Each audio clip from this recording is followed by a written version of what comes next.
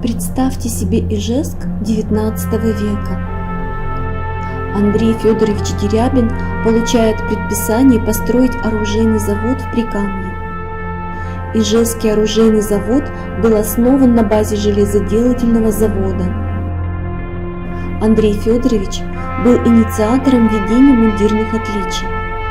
Царские кафтаны – это уникальная награда, которая существовала в Российской империи для высочайшего отличия мастеров-оружейников.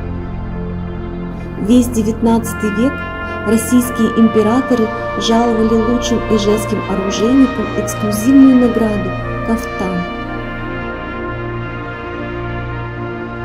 К кафтану зеленого цвета с золотым галуном прилагались царская грамота и трость. Одежда имела оригинальный крой и шла в паре с цилиндром. Кафтанщики были очень уважаемыми людьми. В 1808 году Андрей Федорович Дерябин открыл первую заводскую школу в Ижевске. Школа для детей-оружейников, другое ее название «Горная школа», разместилась в здании, построенном ярославским купцом Степаном Жереховым, который занимался торговыми операциями с оружейным заводом. О самом купце сведений не сохранилось, но известно имя архитектора. Здание спроектировал Семен Емельянович Дудин. Многие старинные здания города Ижевска были построены по его проектам. Главный корпус Ижевского оружейного завода, здание арсенала, Троицкая церковь, Александро-Невский собор, дом протоиерея Захария Летушевича на Церковной улице, ныне это улица имени Вадима Сивкова. Изначально здание горной школы было одноэтажным.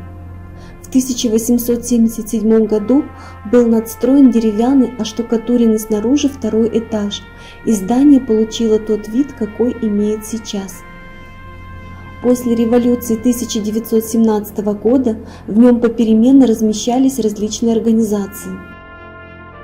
В этом здании в 1930-32 годах работал Кузибай-Герд, удмуртский поэт, прозаик, драматург, национальный и общественный деятель.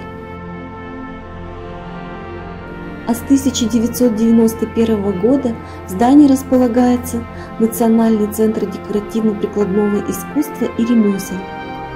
Более четверти века Национальный центр занимается сохранением и возрождением ремесел, характерных для Удмуртии.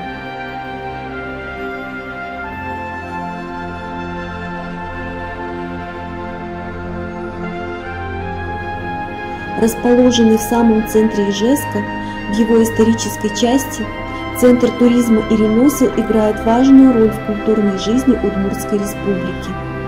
Здесь проходят различные интересные мероприятия, кулинарные и творческие мастер-классы. В уютной гостиной центра жители и гости Удмуртии могут познакомиться с национальной удмуртской кухней.